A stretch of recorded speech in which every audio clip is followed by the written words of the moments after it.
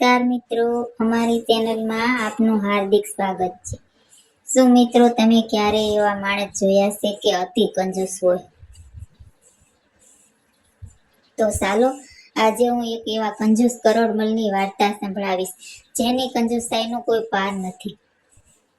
તો એમનો ઈલાજ એક ચતુર મહેમાન કેવી રીતે કરે છે તે જાણીને તમે પણ હસીને લોટપોટ થઈ જશો। તો ચાલો શરૂ કરીએ આજની આ મજેદાર વાર્તા છે કંજૂસ કરોડમલ અને જાદુઈ પથ્થર। એક ગામમાં કરોડમલ નામનો એક ખૂબ ધનિક માણસ રહેતો હતો। તેમના ઘરે કોઈ મહેમાન આવે તો એમને પરસેવો છૂટી જતો। એવું કહેવાય છે કરોડમલના ઘરેથી કોઈ પાણીનો પ્યાલો પણ પી જાય નહીં। એક દિવસ રઘુ નામનો એક ચતુર માણસ કરોડમલના ઘરે પહોંચી ગયો। રઘુ જાણતો હતો કે ગમે તેવો કંજૂસ પાસે પણ જમવાનું કઢાવી શકીશ।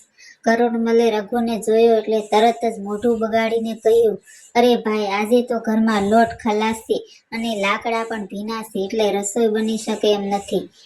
રઘુ હસતા હસતા બોલ્યો, અરે શેઠ, ચિંતા, તમારી પાસે એક ખાલી તપેલું હોય અને થોડું પાણી હોય તો એમાંથી અદભુત સૂપ બનાવી શકું। જાદુઈ પથ્થરનો સૂપ! કરોડમલને નવાઈ લાગી અને મફતમાં સૂપ પીવાની લાલચ જાગી। એણે તરત જ પાણી ભરેલું એક તપેલું અને સૂલો આપ્યો।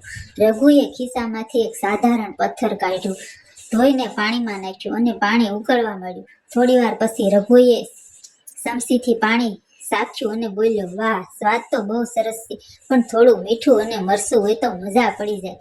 કરોડમલે દોડીને મીઠું મરચું લઈ આવ્યો। રઘુએ ફરી ચાખ્યું અને કહ્યું, અદ્ભુત છે, પણ જો 2 ડુંગળી અને બટાકા આમાં પડી જાય ને તો આ સૂપનો સ્વાદ જ અલગ રહે, રાજા મહારાજા જેવો બની જાય। લોભી કરોડમલે વિચાર્યું કે પથ્થર જો આટલું સરસ બનાવતો હોય તો થોડા શાકભાજી આપવામાં શું વાંધો।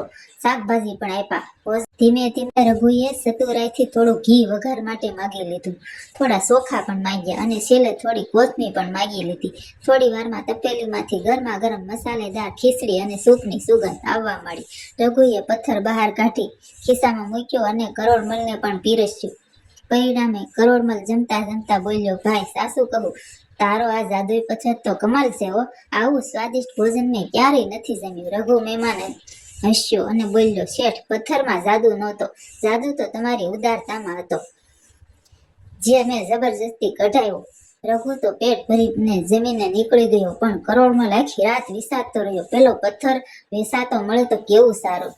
દુનિયામાં કોઈ પણ કામ કઢાવતા માટે માત્ર બળ નહીં, પણ ક્યારેક બુદ્ધિ અને કળની પણ જરૂર પડે છે મિત્રો। તો મિત્રો, કેવી લાગી આ વાર્તા? જોયું ને, ઘણીવાર જે કામ જિંદગીમાં નથી થતું ને એ કામ થોડી ચતુરાઈ અને બુદ્ધિ વાપરીને આસાનીથી કરી શકાય છે। પેલા ચતુર રઘુએ તો કંજૂસ શેઠ પાસે પણ મસ્ત જમવાનું બનાવી લીધું ને। જો તમને આ વાર્તા ગમી હોય ને તો વિડીયોને લાઈક કરજો અને તમારા મિત્રો સાથે શેર કરજો। આવી જ બીજી મનોરંજન અને બોધદાયક વાર્તાઓ સાંભળવા માટે અમારી ચેનલને સબસ્ક્રાઇબ કરવાનું ના ભૂલતા અને બેલ આઇકન દબાવજો, જેથી નવો વિડીયો આવે એટલે તમને તરત ખબર પડી જાય। કોમેન્ટમાં ચોક્કસ લખજો કે તમારી આસપાસ આવા કોઈ માણસ છે કંજૂસ। ફરી મળશું એક નવી વાર્તા સાથે, ત્યાં સુધી હસતા રહેજો, આવજો।